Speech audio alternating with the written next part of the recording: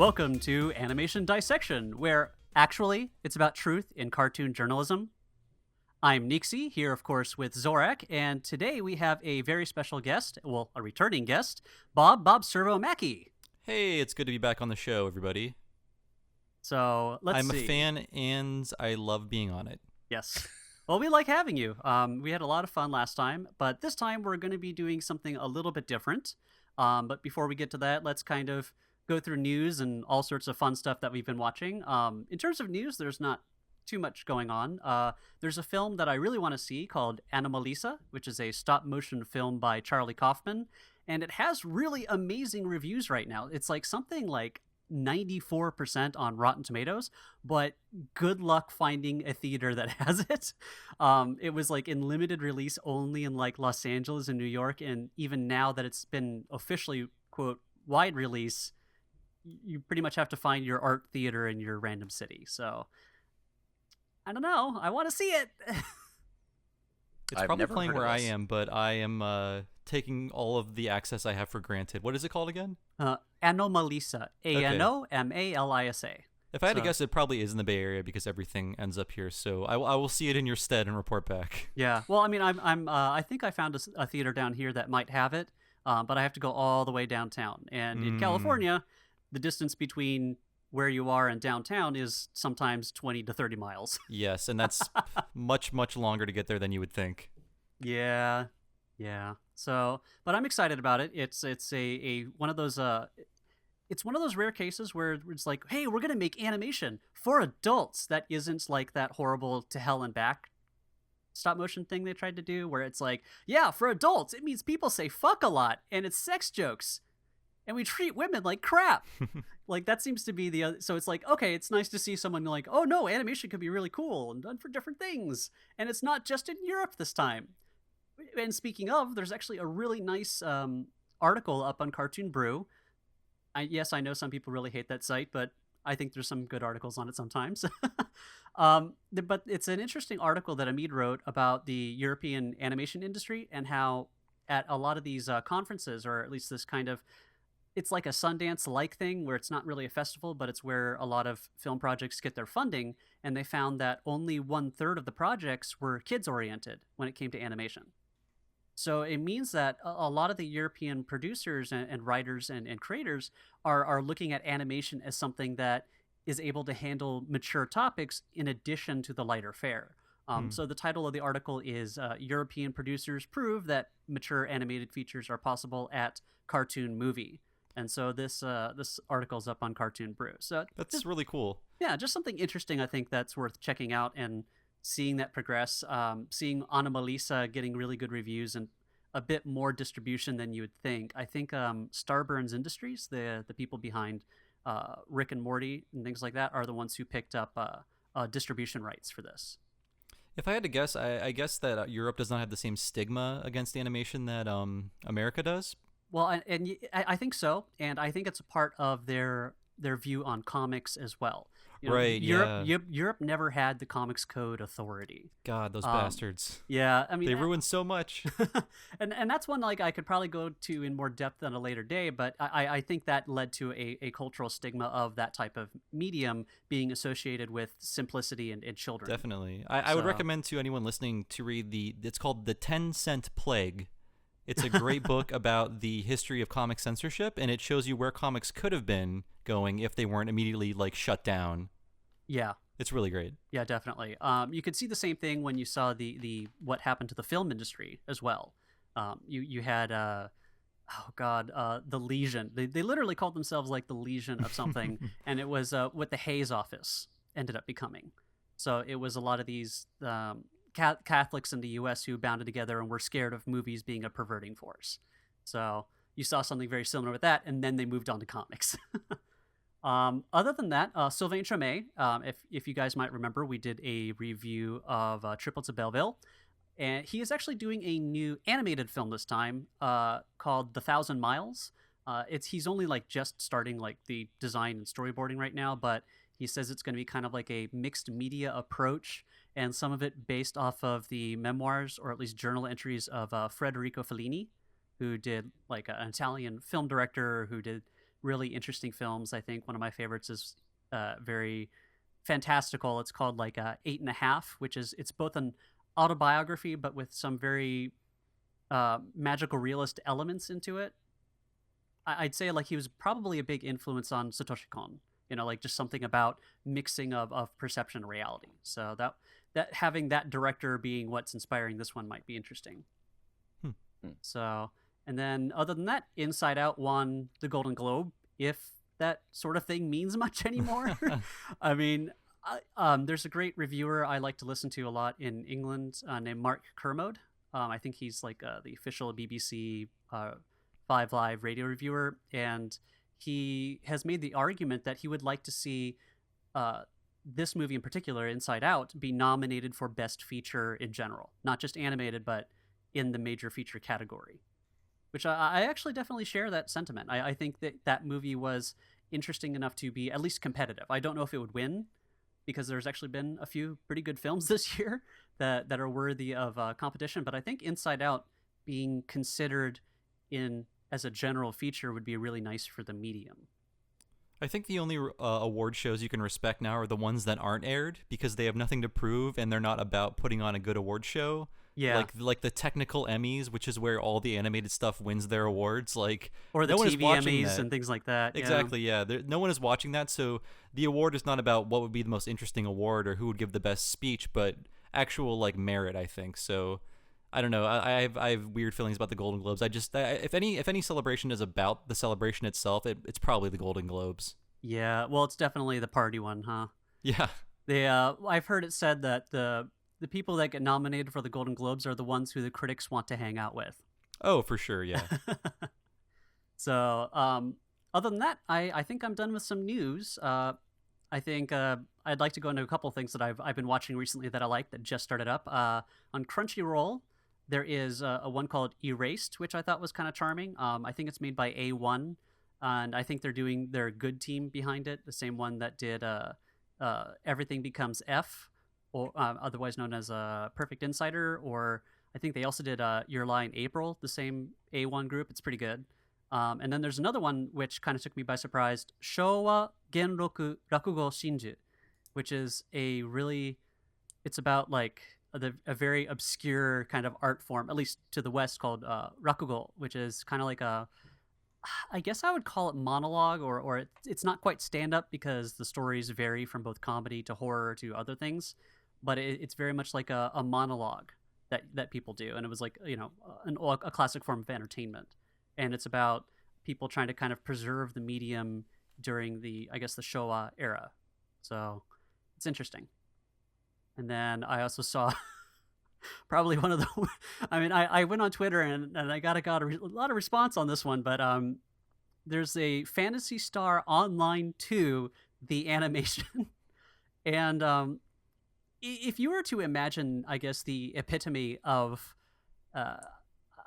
dick sucking propaganda put up by a corporation to make itself look good, it's kind of like that. I mean, most of these things, like, Persona 4, the animation, or whatever video game, the animation, we all know that they're just kind of a promotional material for whatever they're doing. I mean, even good things like Chihaya Furu are mostly there as kind of like an advertisement for the comic, in a way. True.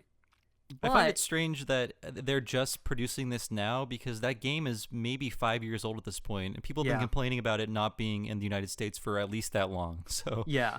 I mean, I remember the original one back on the Dreamcast. Yeah, it's been a while. It's been a while, and they even use like in-game cutscenes for parts of the footage, apparently. And Whoa. I mean, I think my favorite aspect of it is not just that it's the dumb premise of like, oh, it's high school students and a student council whose job apparently is to play Phantasy Star Online 2. Like, that's their job in this in student council. But that they go to a place called Seiga Academy, because puns. But that if you watch it, the first like it felt like 5 minutes is just a long montage of just how amazing, how huge and luxurious the accommodations of this Sega Academy are, and it looks like a shopping mall inside of a school. It's really weird Hmm. and creepy and bastard spawn of late stage capitalism, just like everything that, and it just I mean, as I've said, it normally these things they're just adaptations of something. They're just like usually a retelling of a story or something. Like they kind of at least have the pretense of being entertainment, whereas this one it feels like the propagandistic and advertising aspect is actually interfering with the form and function of the show. It's almost kind of impressive at how bald faced and yet inept it is at the same time. I don't know how to explain it. You kind of have to see it to believe it. I'll have to Like watch it's this at least one episode. yeah, it's bad. It's not good. It's so interestingly bad. The interesting thing about that is that I would presume such a show would exist to get people to check out, the game, presumably because they have like a PS4 version coming out, which I just looked up and in fact is apparently the case. But like, I don't see how necessarily having the Sega, self-referential stuff in there necessarily is going to get people like, yeah, this appeals to me. This makes me all riled up, unless they're just specifically trying to target like, oh, you remember Sega from your childhood? Well, it's back in this MMO, or I is I And mean, also, our school's reflecting pool has the shape of Sonic's head. the original Phantasy Star Online is 15 years old at this point, so it's conceivable that someone who was a child playing that game or a young adult is now an adult and miserable and just wants to escape to those carefree days of, finding loot. So that could be it. Rare drops. Oh yeah, Yeah. the ending theme is just called Rare Drop, and it has a bunch of these cartoon chickens CG dancing. That Sounds is about its right. and it's like I said, this is one of those ones you have to see to believe. I mean, I don't know if we'll ever do an episode on it, but if it turns out to be as awful and insanely propagandistic, I might have to see if we could do an episode just because of as a spectacle or as a warning to the rest of society. It's See, I would have to imagine as a comically bad thing that it would grow very tiring after a single episode, because where else can they go with it unintentionally? Unless they're really getting creative about how like sycophantic they are with their own IPs. I mean, where can they go? I mean, it sounds like they're kind of going for the base level, like, yeah, Sega, woo! like I said, you'll have to see it to believe it. They're very trying to set up some kind of plot of some sort, but it's just Hmm. I it's one of those things that it leaves me without the right words to describe it, and that's very rare. It's I like I said, so it's all these are on Crunchyroll. Watch that first, and then watch Erased and Showa Genroku as like a palate cleanser. Yeah, I think please. I'm watching that as soon as I turn this off now. Yeah. So, but watch those other two as palate cleansers because you're gonna you're gonna hate the medium. It feels cynical. Hmm. So, other than that, that's about all's new. I mean, other than the Stephen Bomb, which already happened last week, so that was good. So, you guys? Yeah, one anime I just finished watching is one that just relatively finished airing is the One Punch Man anime adaptation. It was pretty decent. It's nowhere near as good as the comic, as it turns out. Yeah, I'm currently reading the manga. The Viz app is great. Like, everything always goes on sale, and I got the first 5 volumes for like $20 over Christmas. So I've been working my way through that, and I've just been laughing my ass off. Yeah, the comic is fantastic. I absolutely love it, and the art in it is astounding. Oh yeah, great stuff. It's just he just goes crazy, like detailed with stuff too, and uses real good comical, sort of the pacing of it is really good. The anime isn't quite as good. It's still a fantastic anime, and I'm glad that people are checking out the comic to some degree as a result of it, because I presume that was kind of the point.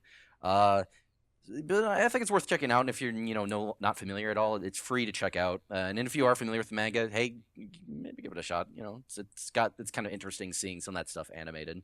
It is kind of funny though, where there are certain chapters in the manga that are like they devote like several chapters to a single sort of motion just presumably because the mangaka really just wanted to draw out this motion in particular, because he kind of goes kind of at his own sort of whims in terms of what he focuses and spends time pacing in there. And then in the anime, it's like, oh, this is actually just a 5-second thing that looks nowhere near as good as you would expect, but it's still kind of like, oh, it gives a very different sort of feel, not necessarily in a great way, but it's still well, the thing is like manga and comics in general work on a form of elongated time, in the sure. sense that in a comic panel, how fast time moves, narratively between panels is up to variation. In animation, yeah. So, and so like much with go ahead. So much with that with like comics is also the fact that it has to do so much with your own internal pacing. Like you can really rush through something if you want to, if you're like, okay, this is boring, and that can actually kind of correct pacing issues to some degree, or it can exacerbate them if things aren't interesting enough. And obviously, like you're saying with the anime, that it has to play out as it happens, unless they're going to do a lot of slow, like repetitive cuts. Yeah, and that would have not looked as good. So like you can't possibly capture the same grandeur of frozen time and the sequence of motion and moments that you can in the manga that you could in the anime. And then and also the anime, it was not a super high budget anime. No. Like it was a pretty standard one. It just happened that they got really good artists to work on it, and they really wanted to make it good. I mean, it's pretty quality. I mean, it looks good. It's just the bar in which the expectations were so high. Sure, because the source material was such of high, quality, fidelity, yeah. And there's not much else they can do about that. But if any folks that aren't familiar with it or are interested, check it out. It's about a guy. He's really strong, but that kind of sucks, as it turns out. I think it'd be really interesting to actually kind of explore One Punch Man and like contrast it to like sort of the concept of like Superman, as in the Western comics DC character, and sort of like how they sort of fit like a sort of similar sort of Ubermensch sort of character identity, but they handle it in such completely different directions. But they also have a lot of sort of parallels in interesting ways. There's somewhat of more of a realism to One Punch Man in the sense of like, wow, being that strong kind of removes all stakes, and what does that actually mean? It's like it's an existential kind of crisis or nightmare for the character, and that's what makes it interesting. That's what kind of gives it the hook. Yeah, is that kind of, well, he still has the psychology of a regular person.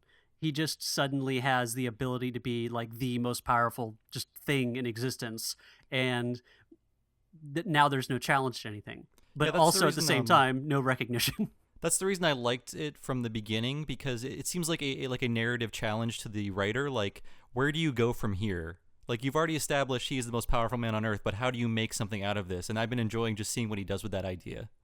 And that's what's great. I think it is that definitely as a challenge, but it's like a challenge of the form, and I think it's almost like a challenge of the superhero genre.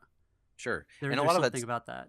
And there's something really interesting in the fact that they're subverting like how comics tend to focus so much on the action, and how much that's important to the actual appeal.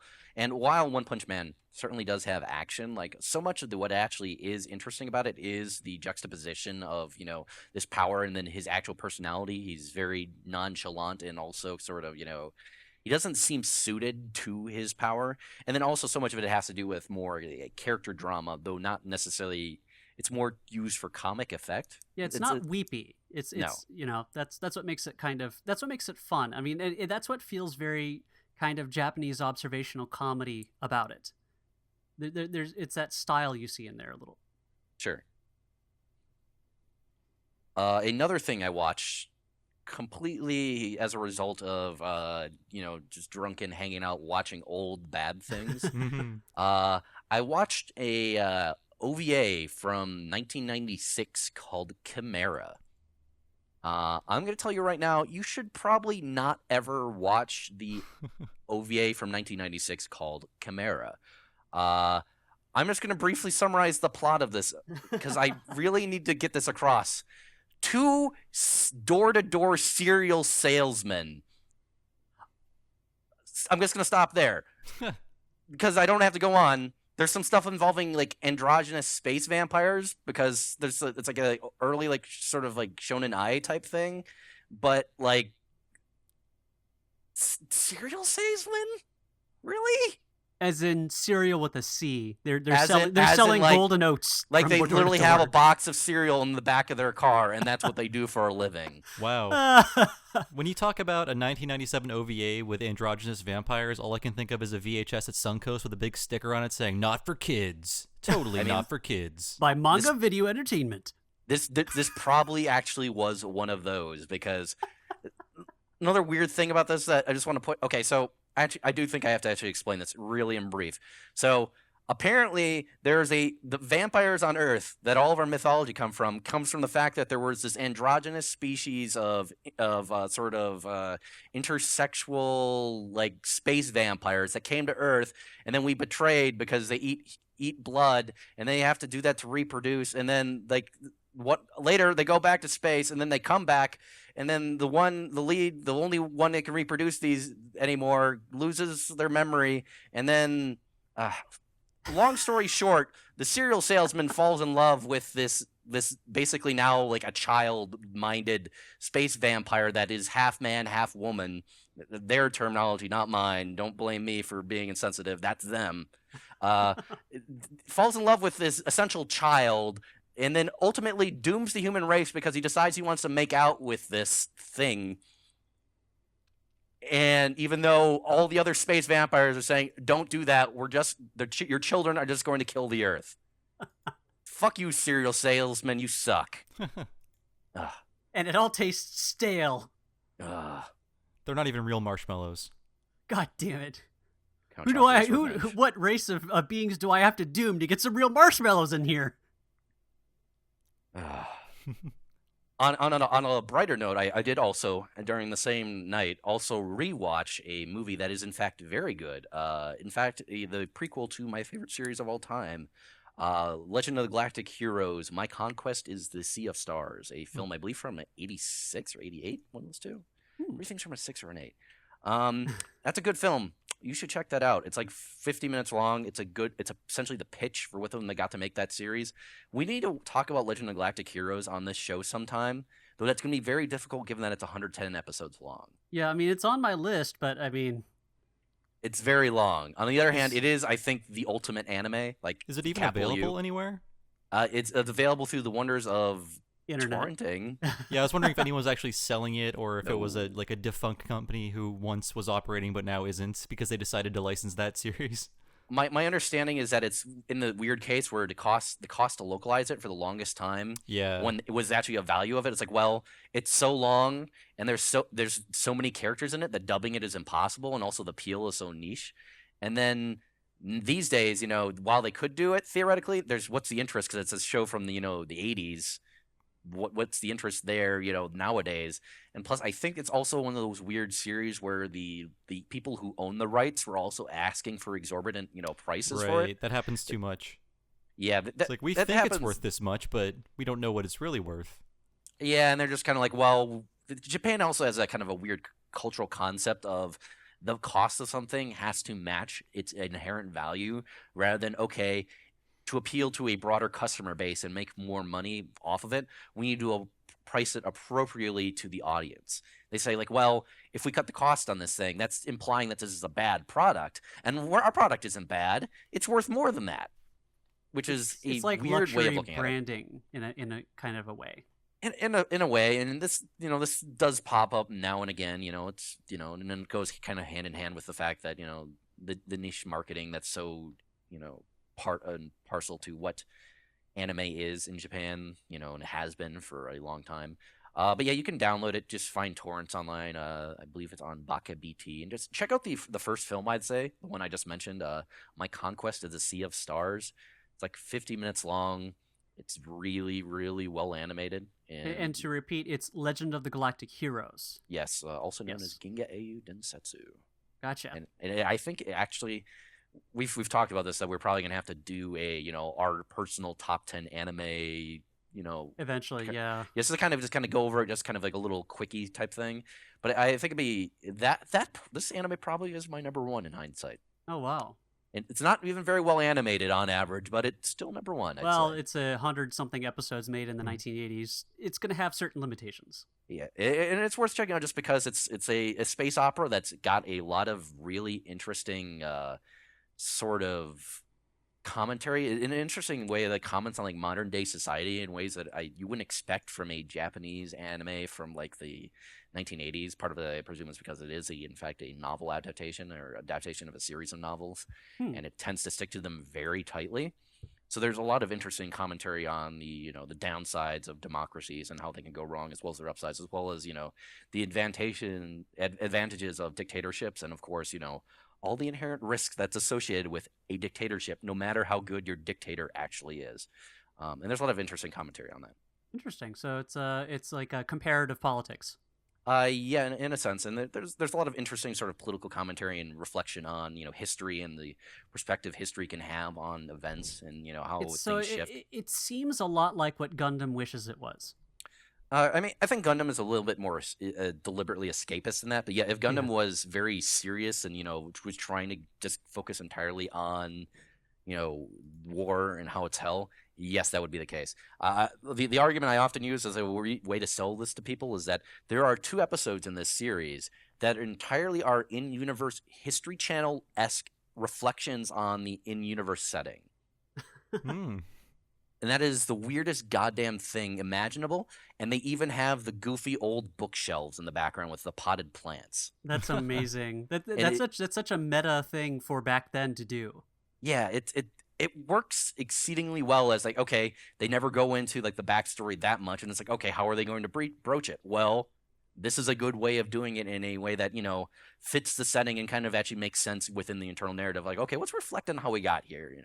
So Up next, did Hitler come from space? History Channel. the old History Channel, back when we didn't have much of the space, but a lot more of the Hitler. Yes. Yeah, I don't have cable now, but I can only assume the History Channel has like wrestling on it now. Wrestling and episodes of Alf and just like everything they could possibly get their hands on. It's pretty much A&E now, isn't it? It's just Arts I and think- entertainment. yeah. I'm pretty sure History Channel is pretty much still just very much in the reality TV show bucket at this point. It's all Like the quote unquote learning channel. Yeah, I like Yeah. I like how they moved away from Storage Wars to now it's Addicts. Well, to be fair, TLC is no longer the learning channel. It's Tender Loving Care. Oh. That was a smart rebranding.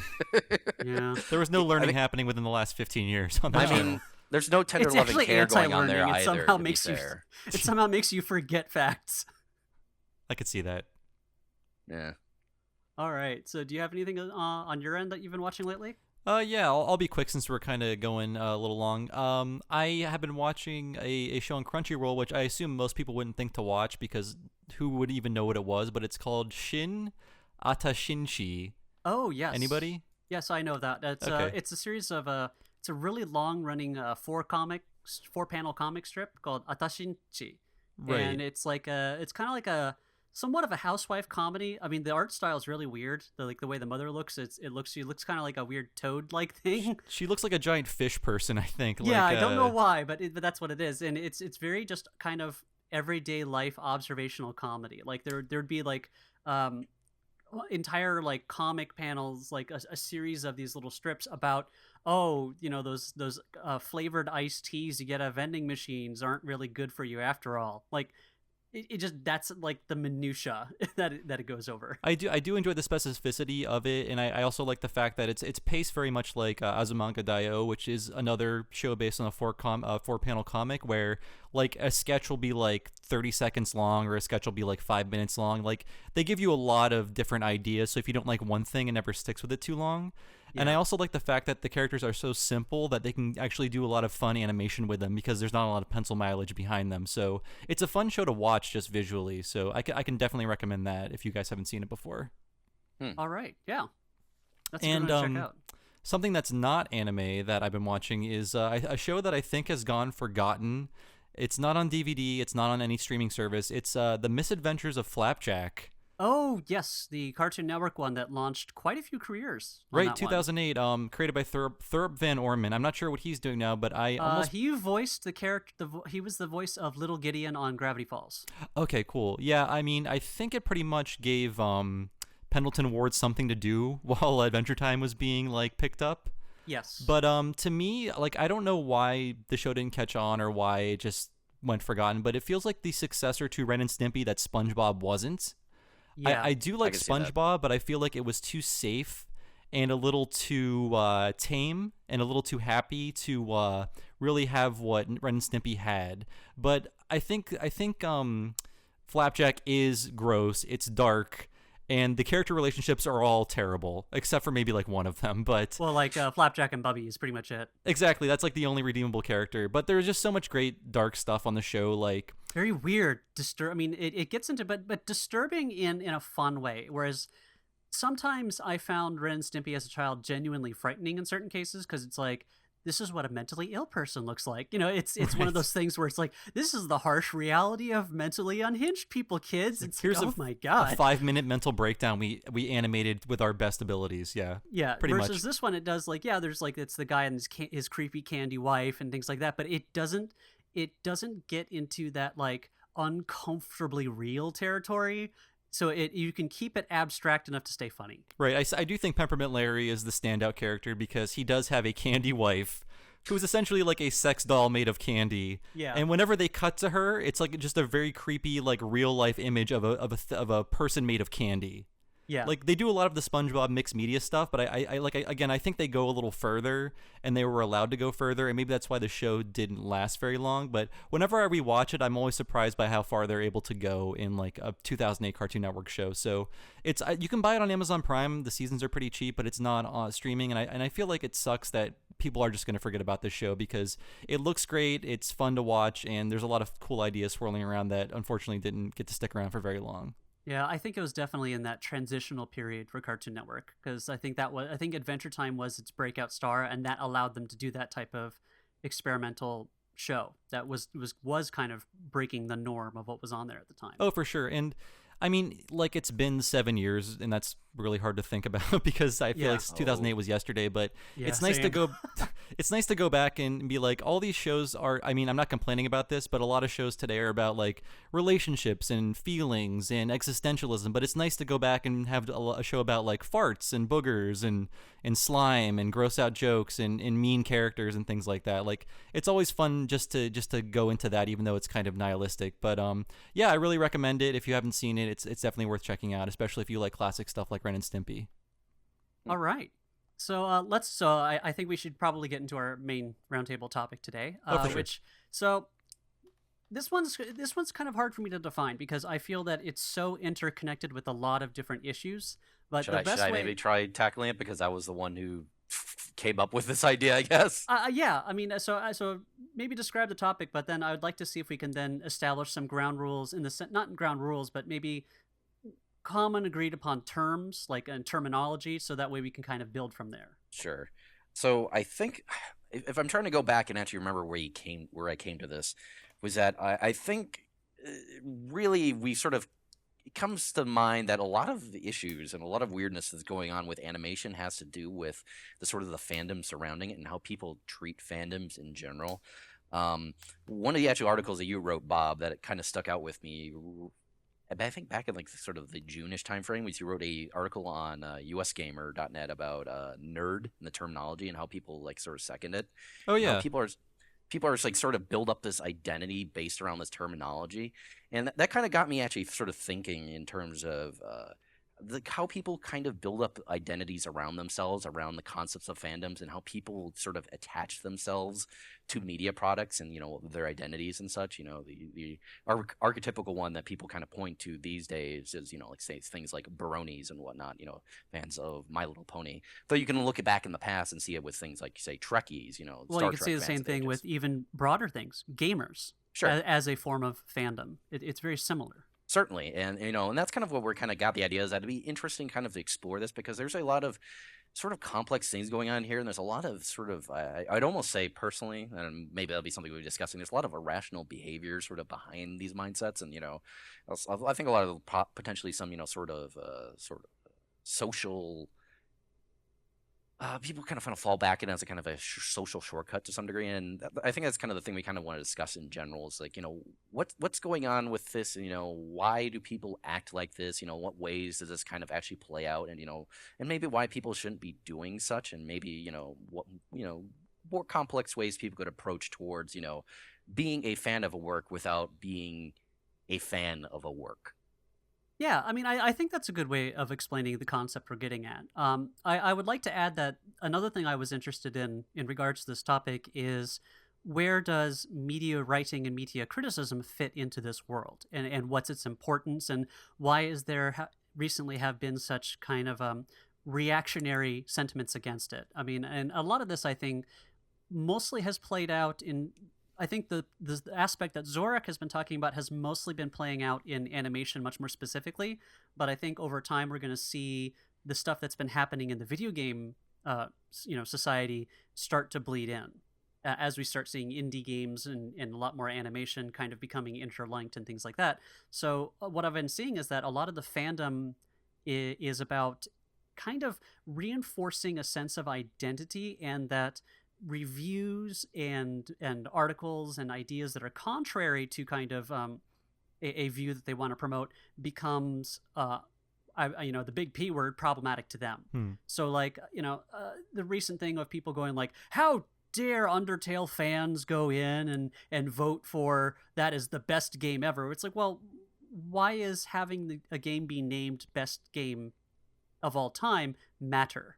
What is the importance of that? And that's one of those things is, well, people I don't think have the right words or maybe the awareness to kind of understand, well, why do they feel so strongly about that? And that's kind of a topic I want to address too. Yeah, in a nutshell, I think it is identity politics reinforced by capitalism. Not to sound too snooty about it, no, but I mean that's exactly, I think, where it is that through capitalism, as you're saying, is that we build our identities through consumption. And consumption meaning, oh, well, what movies do you like? We often start defining our personality, and often when we introduce or when we do online profiles, like, if you go to, I don't know, OkCupid or something, you're going to put down what are your favorite bands, music, TV shows, movies. That forms now the basis of how we present ourselves. I think there's definitely an element of that, but I also would say that another aspect of that is the fact that we have a lot of people, and often the people that tend to be tied to this are often people that are very sort of socially insecure to some degree, and often being a fan of a work and sort of embracing that identity. And you see this with gaming. You can see that with how people have latched on so extremely hard to say Undertale, as you mentioned, in terms of being a fans of it, and take reactions to that very badly, because it's a way to connect with other people. Like, oh, I'm an Undertale fan, and if I interact with this community, this gives me a point of reference to interact with other human beings that is much simpler and much easier. And if you're a person that is has difficulties socially, that works, and that can be a useful tool, but it can also it can be very limiting, and can also result in taking it to a very harsh extreme. If you take, say, someone disliking Undertale as being a personal attack, for example, and you definitely see that kind of thing. You could see the very much with Undertale in particular, for example, people were responding very negatively and in fact almost violently to negative feedback towards it. Well, then you also had the same on the other side as well, where people were pissed off about Undertale being successful. Sure. It's these imagined slights against the purity, or at least the intellectual or artistic purity of their own community. Sure. It's so.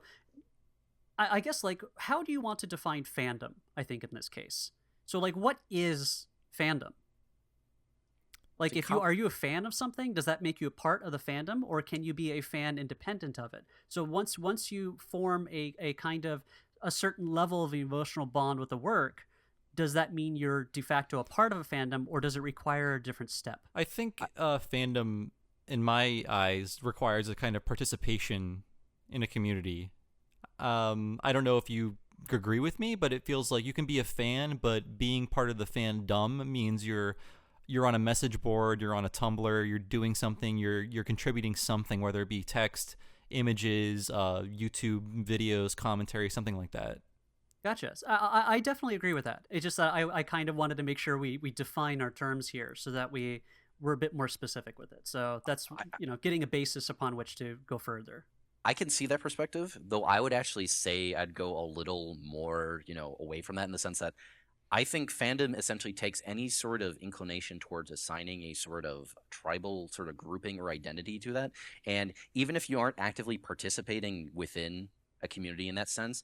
If you overly invest yourself emotionally and personally in a product or in anything for that matter, and in such that you are emotionally that much invested in sort of the outcome of other people liking it or disliking it, you are a participant in the fandom, even if you aren't generating fan works necessarily or even talking to other people. I could very well easily see someone on Twitter never talking about a work ever before and then getting vehemently angry over certain, treatments of a work, and I'd say that the people you guys are talking about personally, I would treat as very much the core of what I would describe fandom identity. But there is this general human, sort of inclination towards tribalism in the sense that people always want to kind of assign themselves to groups and assign other people to other groups. You can see that kind of with the people like, okay, we're gamers, and you guys, you're not gamers, you're not real gamers, you're the other people. And there's a lot of that sort of thing, and obviously that extends, into things that are a bit more serious potentially in the sense of politics and whatnot. But it's that's a huge core of what we do with our identities, and we are constantly, in my view, constantly trying to create tribes and assign ourselves or other people to them. Though that's just my perspective on. We can easily approach it from your guys' perspective. I'm no, inclined to agree. Standpoint. I feel like participation is optional, but the investment part is what's mandatory. Gotcha. Yeah. So it goes back to saying someone who has a certain, once they reach a certain level of psychological investment, or at least emotional investment in either well, I guess in this case in fandom, it's usually a media product of some sort. But at the same time, I don't feel that it's just it's a translation of what people would have done with politics and national identity, Sure. but now it's being translated into media products just because that's how we often defined our personalities before, like now. Whereas before, the mass spread of media and leisure time and things like that, people were much more invested in things like religion, politics, and that was the primary locus of how they would define themselves. Now we have media as a part of that. So it's not a new phenomenon, but it's perhaps kind of accelerated and made much more confusing because now there's just so much more out there to be a fan of, and a lot more just the interaction in the immediacy of communicating with other people and having reactions and things like that. There's also the sort of sense that maybe it's something we'll get into. A sense like there's also this kind of, in my view, that there's a sense of kind of like the stakes aren't quite there. Whereas even with something like philosophy, where it's a deeply personal sort of thing, if you're talking about your personal happiness and the way humans, a person should live, define happiness, to be a productive member of society, there's this inclination of stakes, and in religion, whether or not you have any views of it of having any value whatsoever, there is a implication of stakes to it. Whereas media, it seems like people assign stakes that aren't necessarily there to the importance of it, in terms of okay, are you with it or are you against it? Well, that's what I think what Bob was getting at when he talked about the capitalism aspect to it, where what capitalism has kind of done, according to certain theorists, is that we have now applied emotionally the stakes that you would have done of politics or religion to other things that we consume, and that is what it is. So it's not. It's more like it's the idea that we are now misattributing value to these things on a personal, psychological, emotional stability level. And it seems like overall a lot of the definitions we've come up with for fandom and being a fan, there's the sense of fan-aticism is almost an inherent aspect to it. And I think there's a lot of people saying, well, no, I'm one of the good ones and things like that. It's fine. I mean, we all naturally seek community and commonality. It's just a human trait. It's how nations were originally formed. It's how ethnicities are. It's just we look for commonality, and our brains are inherently wired. I mean, just from a cognitive science level, is to think of things in groupings. Like we think in terms of, I guess I'd call them stereotypes, but they're not the stereotypes that people would think of when you say that word. That's how our brain stores information. It stores them as very vague generalities. to Yeah, describe the set of all the objects that exist within that generality. and I think you And only need to read about like the Stanford prison experiment, which is the most obvious thing to say, but I'll say it to yeah, see how inherent the desire for groups is into our human brains. Hmm. yeah, exactly. And the thing is there's both a benefit and a danger to community. So the idea is that I think people can definitely find positive validation within fandoms and that commonality that it has. However, I think people need to be aware of the dangers of, I would say, the like epistemic closure, which is the idea that people who exist inside a certain community do not trust or just never see data that doesn't conform to that culture from the outside. Okay. It's like a bubble. So epistemic closure is kind of the idea of, like let's say what people would say the kind of like the right wing media is that a lot of the people who live in that media consume only that source of information and discount or just never see information that's contrary to it. So it's the idea, and so communities have a lot of that kind of self-reinforcing behavior, and there's also a lot of, I think, emotional value given to people who police those communities to maintain them, to make it true believers, to make it in their mind they think they're making it a better community, but in fact they're really just trying to kind of secure their own place in it through the ousting of others. And I think there's also an element of, the sense that with your identity so one-to-one with something that you're invested in, it's very easy to take your views being confronted and being put on sort of the back foot. That can feel to some degree, whether or not there is any validity or not, as a personal attack, or something that people are very much averse to being willing to accept, and that can make people respond extremely negatively and extremely personally to stuff. Me saying a work is bad, or disagreeing with you even politically, shouldn't necessarily result in a violent response, or a very angry response that you need to express. Yeah, I think that comes down to just a psychological instinct. I think Hmm. that certain people have developed over time, and it's a kind of a defensive one. And I think it comes into, I think that feeds into the next topic, is the idea of media criticism and what its importance is. And I think we're definitely seeing that, because look at, for example, Gamergate being originally supposedly about games journalism and reviews, and a lot of them were not happy with the reviews that indie games are given or mainstream titles are given. And I think that comes down to a concept of validation. So it's not just enough that they're in a fandom.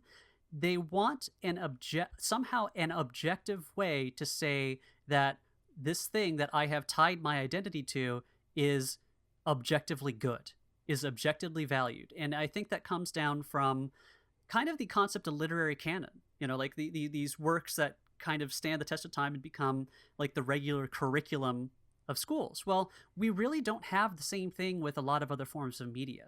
It's a lot more subjective, and it's a lot more up to the individuals. Like if you wanted to show someone a brief history of video games and you wanted to teach that class and have them, what games would you have them play? Which games entered the canon? And I think a lot of people want their thing that they love to be a part of that canon, because that is the way society, I think unconsciously or consciously decides what is objectively a great piece of work. And that in turn then reflects on the fans' sense of self-worth. So they react so violently to bad reviews of things they like, or they react really badly to something they see not deserving getting more accolades over the thing they like. The thing with Gamergate I noticed is that they are very wrapped up in their own sense of authenticity. There is this narrative that basically goes like, we liked video games before they were cool, and now these other people are making games and they're not real, but we're the real fans and we'll tell you what's really happening. It's just wrapped up in this sense of like, there's a lot of baggage from what being a nerd used to be that I can totally understand, because I was that nerd. It was not cool to like video games when I was growing up, but a lot of them are wrapped up in that idea that has changed a lot since the 90s and the early 2000s, I think. It's how they've set the boundaries for what they define as their community. Like they have decided that there's a specific demographic that makes up their community, and have set up their barriers.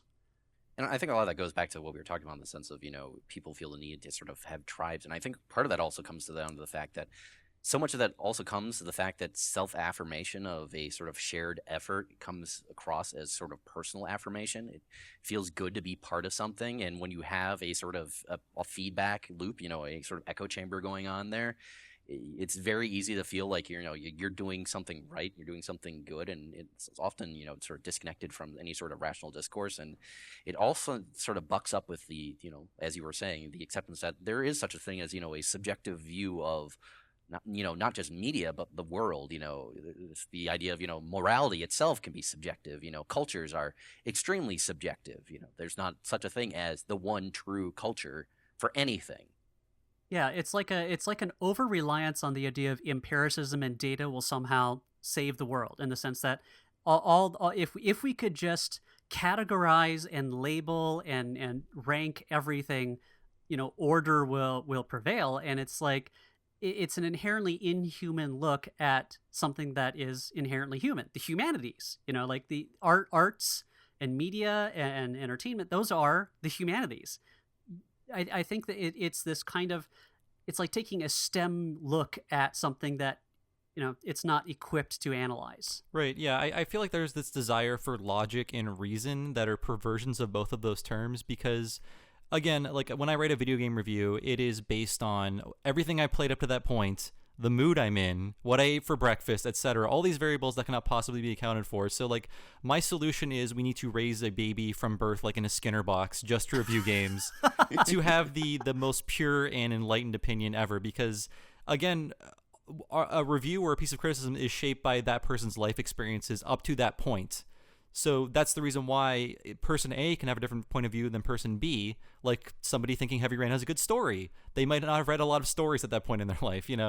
I'm not trying to lash at anyone in particular, but I'm just trying to say what can shape different opinions. And I think it also comes down to the reviewer's ability to articulate and relate that background to what they're doing. So that's very important. Yes, there are good and bad reviewers. I think that, I can't sit there and articulate exactly what makes a good or bad reviewer per se, because again, it's somewhat subjective. But the reviewers that I find valuable have a rhetorical ability to kind of deconstruct and explain things well, even though I understand at the same time that they have a different view. They have a different baggage that they bring to the work. And they also have a different rubric that they bring to it. And right. I think the idea is that, it's like when you have a test, you have a rubric. You choose how you're going to evaluate the test or the essay ahead of time, and you make the people aware, this is how I'm going to grade it. And that actually ends up I think the idea is a lot of reviews are not being framed in the sense that these are opinions that are brought, are very personal. The problem is that you have all these websites, and you have a industry, and you have you have TV ratings, you have all this way of trying to numerically evaluate our art, and so reviews then start being factored into that calculation about whether or not it gets to be continued successfully financially. So there actually is, beyond opinion and beyond the cultural aspect, there actually is a financial incentive to, for these fans, whether they will get to see more of what they like.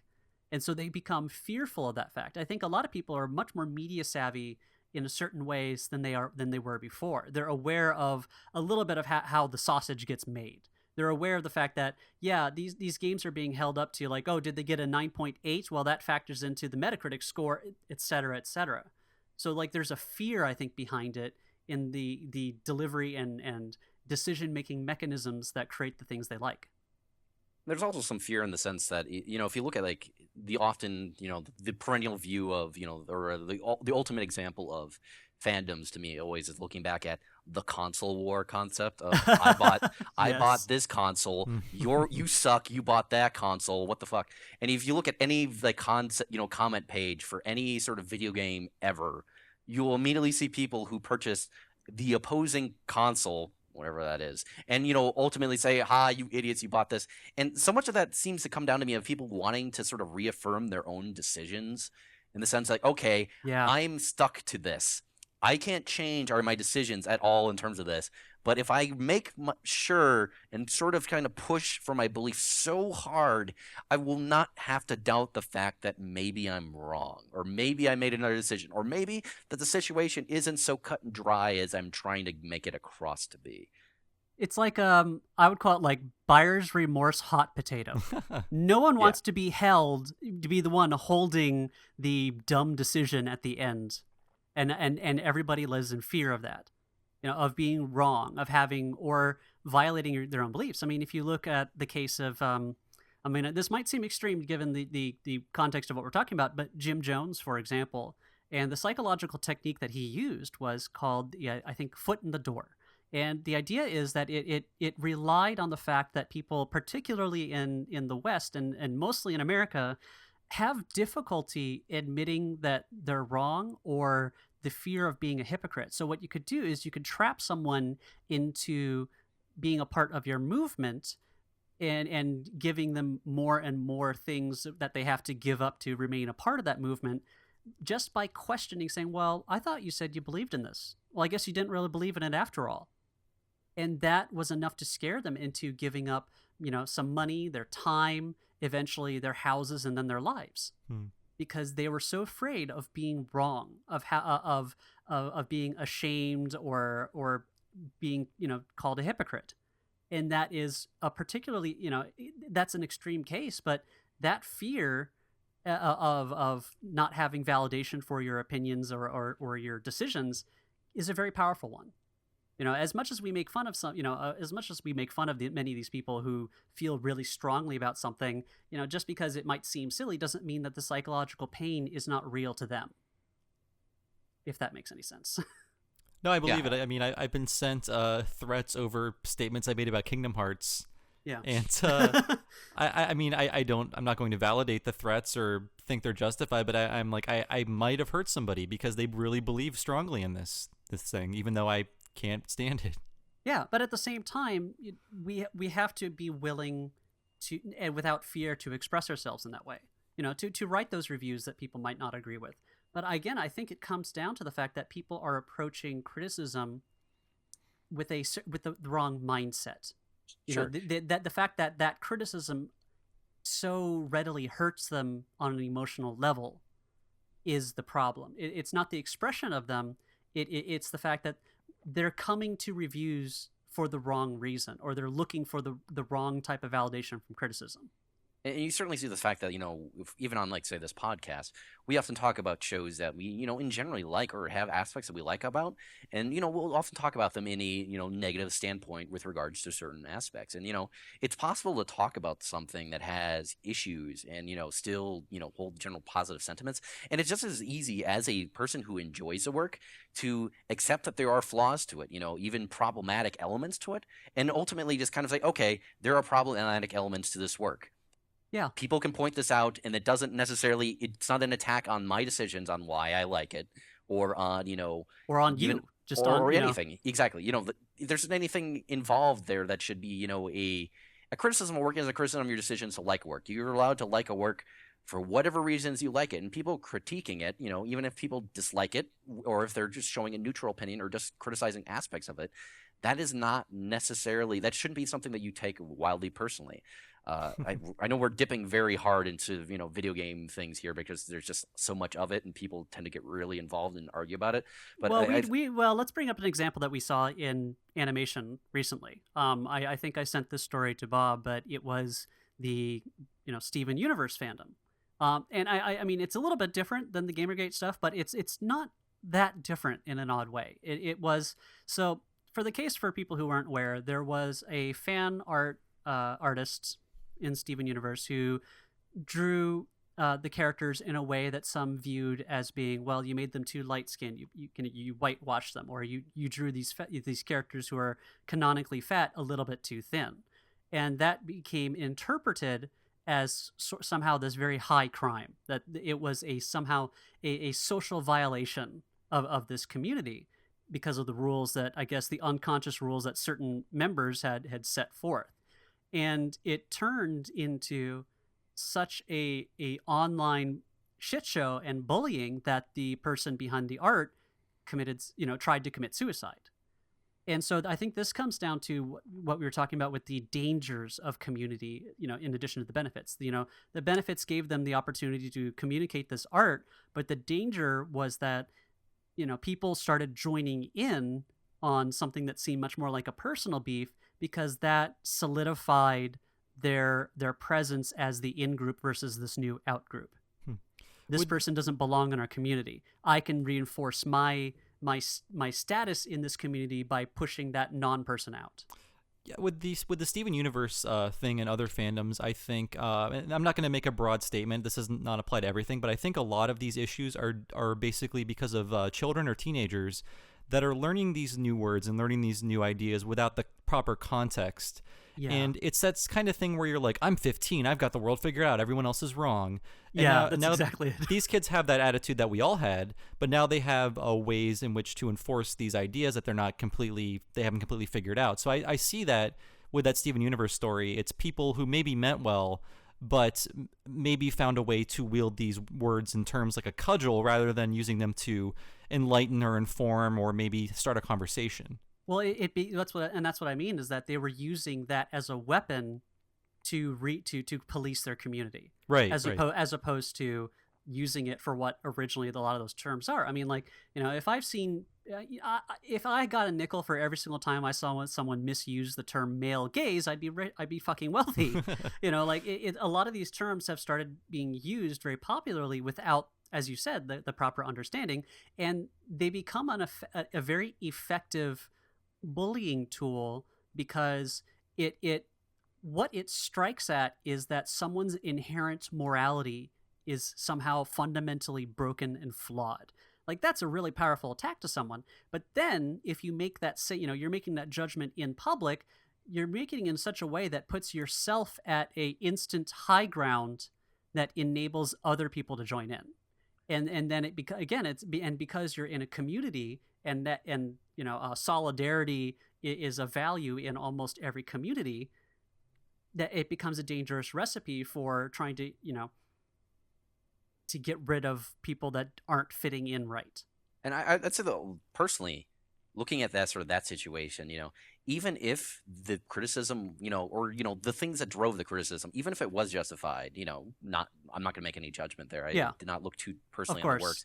But even in the sense, like, even if it was justified, it's hard to make the argument that at all how people responded was at all justified. Even if it was, okay, if someone makes a misstep, or steps out of, what do you consider a norm, or even something that's necessarily moral, like, is the response that was given at all proportional to, what the person did? I personally say absolutely not.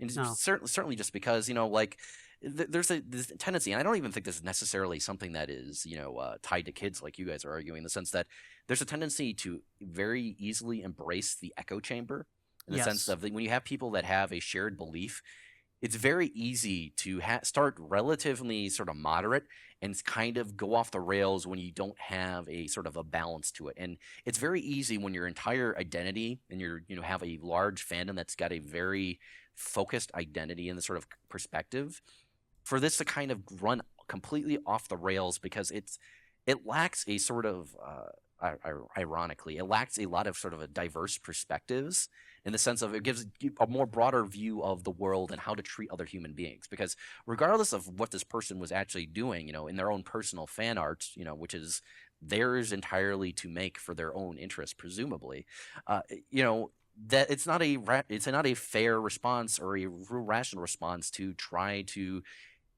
send voluminous, sort of hate mail and messages and drive them to the edge like they were. Well, make weird they made something called a receipt blog or something like that to document every individual crime this person must not have done. I mean, it's a desperation that feels behind it. In order to dogpile. The idea is, my identity is somehow threatened by the existence of this. Therefore, we have to stamp it out. We have to stamp this person out. And it becomes this joyful, it's like, oh, I belong. I'm one of these, it's like, when you're a teenager on the internet, dog piles were a great feeling. You felt like, I'm so right. I'm righteous in how I am, making fun of this person. And I think that thing you said about the receipt, that is very much tied to the idea of like reason and logic. It's like, I'm going to be the internet detective that finds every time you said something wrong, and I'll present it to the world, not understanding like that actually looks slightly psychotic. Well, it is psychotic. Yeah. It really is. I mean, I've had like old tweets sent to me by people like, you said this at this point. What do you think about that? I was like, well, that was I'm a person. 7 years ago. change. Yeah. I had someone threaten my family because of internet forums. Wow. Yeah. Yeah, that's fun. But I mean, personally, I'd say, the other interesting thing, this kind of goes hand in hand, sort of like call out culture in general. Like, you can make the justification that, there are often cases where it is justified to call out activities that are unsound, or call out, sure. public figures certainly, are a good target for that sort of thing. That is something that is very much to the public good. But it is very easy to kind of take that mindset and go completely off the rails in the sense of a semblance of, okay, this is justice. What I'm doing is absolutely, empirically the just thing to do, when the perspective can often be horrendously off, especially for something where we're talking about, media, where there really isn't nearly that much value in it that people are ascribing to it. And that's because people ascribe so much emotional value to it that they end up assigning, empirical value to it. Like the sense like there is a moral value to what I'm doing attached to this culture because it means so much emotionally and personally to me that it almost takes on this, sort of religious sort of zeal to how people act according to it. Oh, I've definitely experienced that in my life. But as someone who writes criticism. Yeah, but here's the thing. It's I mean, I'm not being contrary here, but I think there actually is an odd logic to it, that there is actually maybe some basis to why people are afraid of that, and why a lot of the people, we have a lot of this social awareness being the current form that a lot of this anger takes in. It's that I think people are a lot more aware of how media really and semiotics affects us as a culture and society. Like what we see on TV, what is broadcast to the world and to the country, is often a reflection of society, or at least a form of value judgment, or saying this is what we think society and this is how we think people and men and women should behave, by just constant reinforcement and representation. And I think people became aware of that idea, that the movies and TV shows that they watch affect how we view other people. Like you have when you watch sitcoms growing up and you see that, well, boys are supposed to always get try to have sex with a girl, but the girl should never ever have sex ever. That double standard being just a constant reinforced mechanism in media. I think people are aware of that concept, but they almost became obsessed with I'd say like there's the signifier and the signified. So a signified is the object that the signifier describes. It's the words, and so the signifier is the words and the method in which we use to describe something. And people have become obsessed with that over everything else because they're aware of how wording and messaging and all that other stuff kind of builds up and forms like a hegemonic thing. The interesting thing about that, particularly with regards to the example that we were talking about, the Steven Universe thing, is that ultimately we have the interesting case where the creators themselves came out, in defense of the fan who is being, sort of bandwagoned on, and then the fans ultimately turned on the creators, which somewhat kind of goes contrary to certain aspects of what you're saying to some degree, like in the sense that, I mean, and that I think that's partially. Well, I'm because not saying that they're correctly taking that anger and doing it correctly, but I'm saying I think the basis of that. Of the reason, the part that gives them that righteous feeling, the fact that what they're doing is a social good, is because they're aware of media representation. They just have none of the techniques to, I'd say, effectively channel that rage, if that makes sense. So they feel righteous because yes, they are observing something that is possibly kind of shitty, but they have picked the wrong target in which to be angry at, or the method in which to express themselves or to channel that frustration. There's a real lack of nuance I see. I feel like the immediate response is the nuclear option for a lot of these situations. Yes, that's exactly it. It's smite the evil.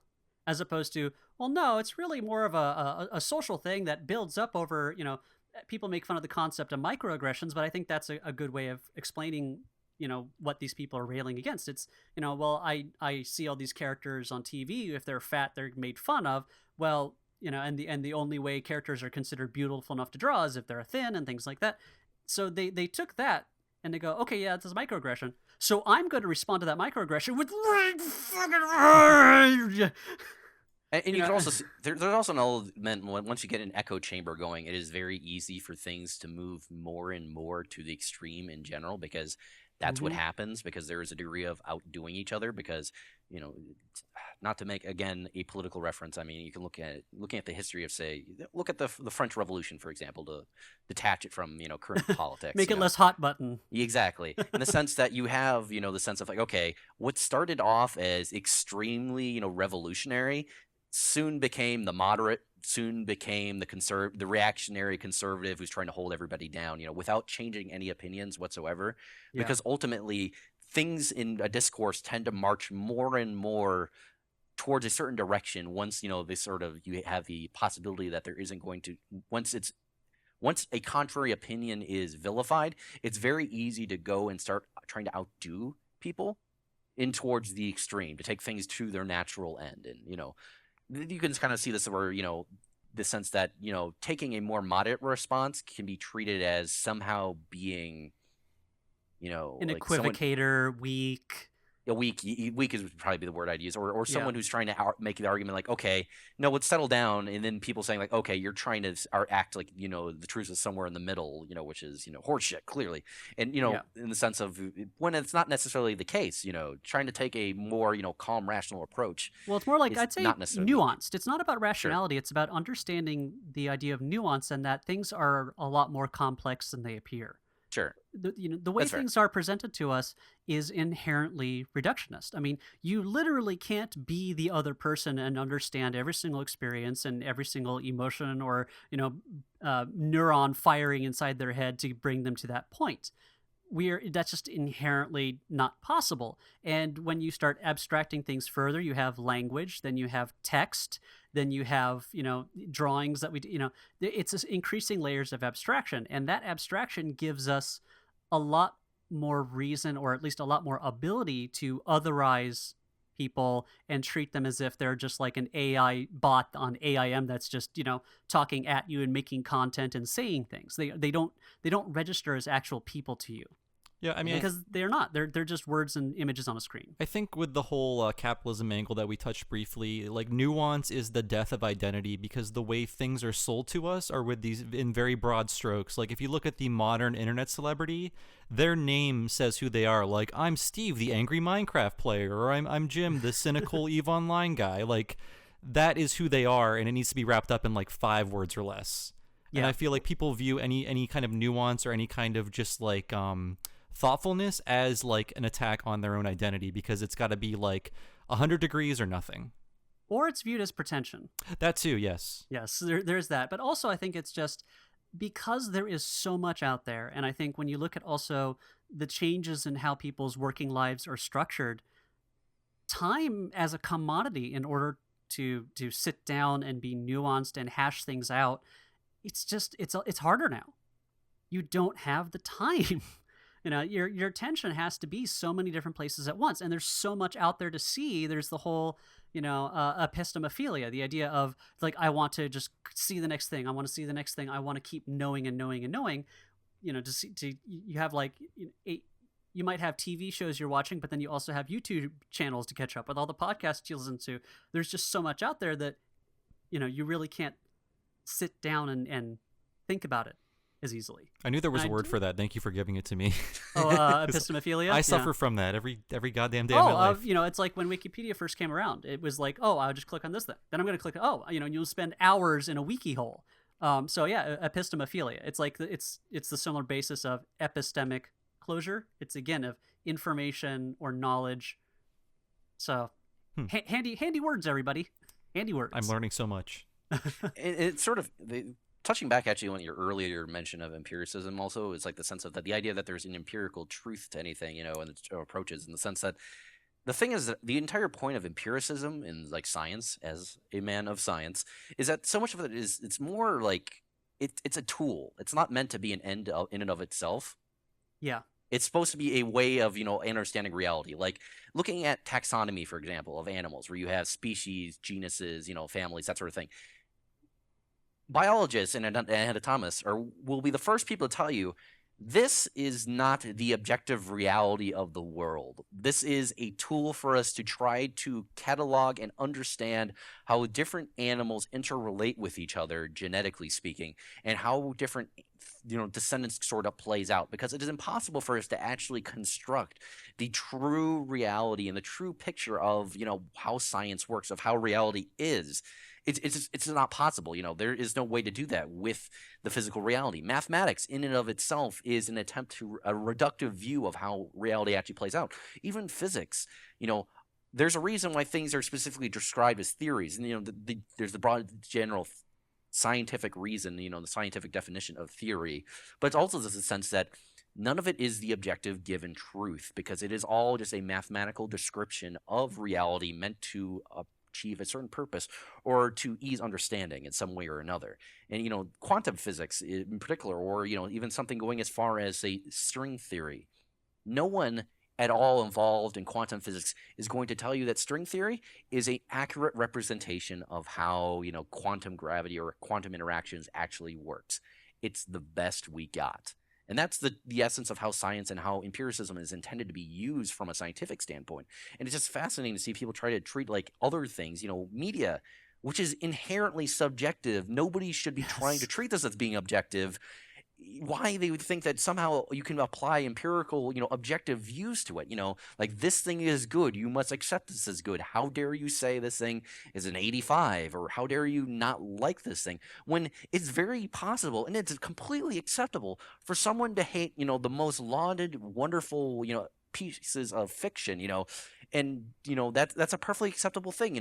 Someone disliking, your favorite film of all time is not a sin. It's not a crime. It's just the fact, and it's a reality of people have different subjective views. People have different subjective perspectives, and that can really drive and change how people approach works. Us talking about, say we've talked about Satoshi Kon, for example, on here, and a great Satoshi Kon film I'd say is Paprika. Yeah. One of my friends absolutely hates Paprika. He thinks it's kind of comical. He doesn't necessarily connect to it, and that is perfectly acceptable. I don't have any issues with that personally. And it's people are allowed to have wrong opinions. Well, no, I think that's such a dangerous way of approaching things. I'm being. I know, but people actually view that as actually being the fact, though. That's the scary thing. That's a really bad. It's a bad way to view the world. Exactly. And it's weird that people ascribe so much to things that are traditionally nerd culture, when that's not really that much of a thing for other media works. Like, people don't describe themselves necessarily as, like, say, bookists or whatever, or and it's like, oh, you just like this book, you motherfucker, you're a dead man, I'm gonna cut you. It's, or that sort of reaction. There is certainly an element of that. You can certainly see how people react to saying, like, oh, I've got no interest in this George R.R. Martin stuff, and criticizing it. And that so much goes into the fact that they're I think it ties into the concept of the outdated concept of nerd culture to some degree, that people who have very big issues in terms of establishing identity, perhaps because they find so much interest in what has traditionally been a very sort of niche cultural interest, or have looked down upon. It's a fear of being judged by other people. And they tend to then dig down on it, and then it's very easy then when you meet other people that have shared interests to form that emotional connection, to ascribe more importance to it than there necessarily is. And that kind of leads into the fact that, oh, this is important, this is a big deal, this is my life. And to some degree, that I feel that's people sort of selling themselves short. Yeah, it is. When they're making gaming their life, it's perfectly fine. Or just one thing becomes their entire identity. And sure. I think you brought up a really good point is that people misattribute empiricism as truth. So what they're looking for is somehow an empirical way to give them validation as a person. Mm-hmm. And that's I think the inherent mistake, is that they are it's kind of like how one of my criticisms of American culture is that we assume that something that doesn't have monetary value has no value. It's a similar mistake in that you're using a rubric, you're using a form of judgment, you're using a grading scale that is just inherently unfair. Yeah, as someone who makes podcasts, I've heard that criticism a lot. Like, well, the podcast is free to listen to; it should be free to make. Yeah, that kind of thing. Yeah, I mean, and that's the issue. It's like the same thing with arts funding. It's like, well, why, no one's making a profit off of this. Well, then why should we donate money to it? Because it has values that you can't measure with numbers. And that's one of those things where the value of arts, the value of who you are as a person, your identity, you can't use numbers or empiricism to try to justify that. But because a lot of us are so trained in just simplistically thinking, well, science is truth, therefore I can use the scientific analysis on absolutely everything. And I go, like, not really. Like, and it's sometimes it's not healthy to do that. No. I mean, a lot of psychologists are said, like, don't analyze yourself for your friends. It's really, just it's not healthy. It's one of those things where, like, yeah, it's understanding the limitations of our understanding and coming to things and approaching things with different mindsets. Like, when you go to watch a movie, like if you watch a comedy versus a drama, when you're coming to it, you're coming with different expectations. It's the same thing when you're looking at reviews and criticism or essays and things like that. You're bringing a certain expectation. You're bringing a rubric and a grading scale with you. It's as much what you get out of it is as much as you put in. And I think like we should probably try to wrap up soon, but I think what the commonalities that we have kind of come together on this so far is that it's people should not sell themselves short by defining themselves solely by the media that they consume, and should probably try not to police how other people view and react to the things you like. That seems to be like a common thing that we've agreed upon here. I agree. I think the most tragic part about Gamergate and things like that is the idea that people define themselves so narrowly. It just makes me very sad because, again, epistemophilia, was that the word?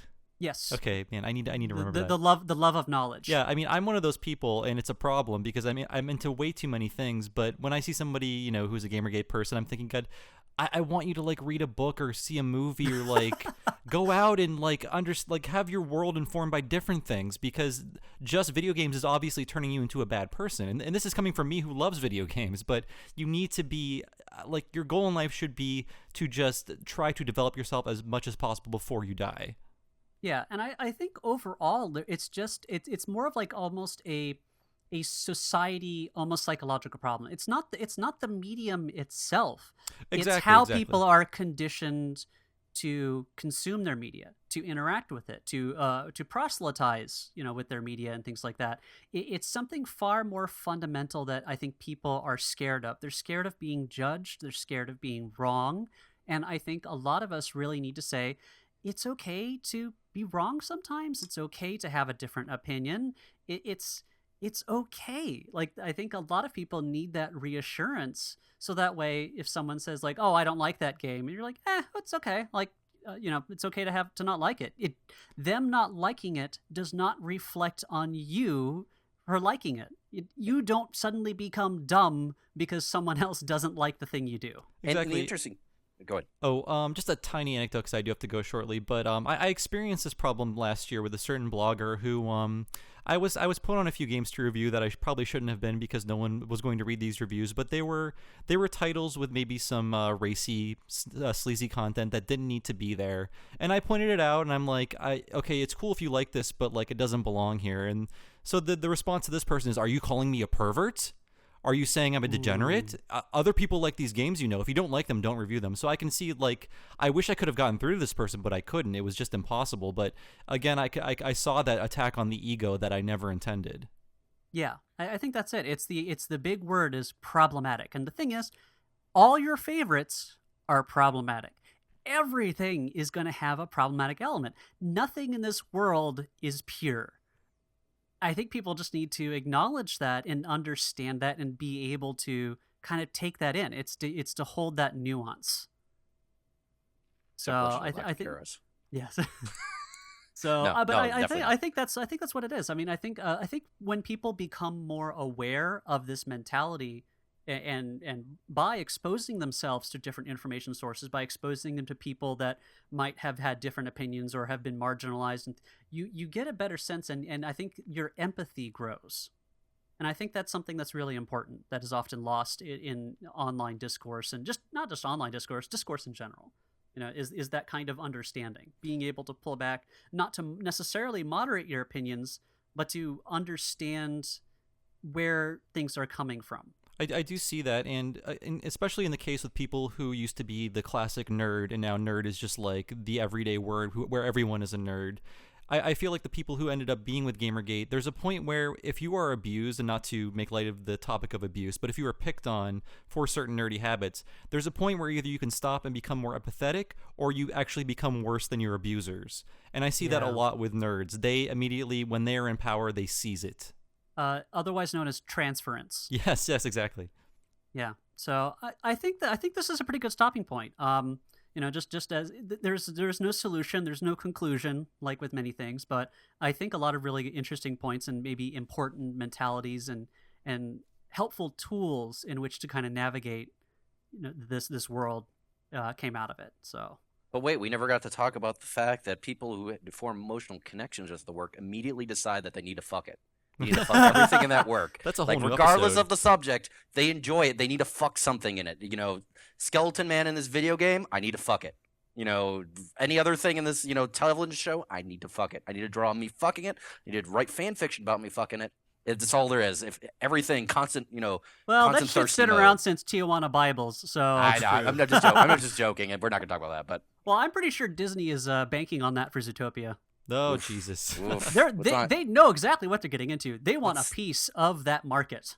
Oof. They know Oof. it's there. So, hey, I mean, Woof. you know what? Hey, there's a lot of money to be made there. Disney's not dumb. So They are anyway. courting every demographic at this point. Oh yeah, well that's what Facebook's for. So anyway, I think that was pretty good. So you can always reach us at Twitter. Mine, of course, is at RY Magnuson. I'm at SA Zorak for some reason. You can find me at bobservo. All right. So do you have anything to plug? I mean, in addition to Retronauts? Oh, sure. First of all, thanks for letting me on the show. I hope I sounded intelligent because it's been a long day.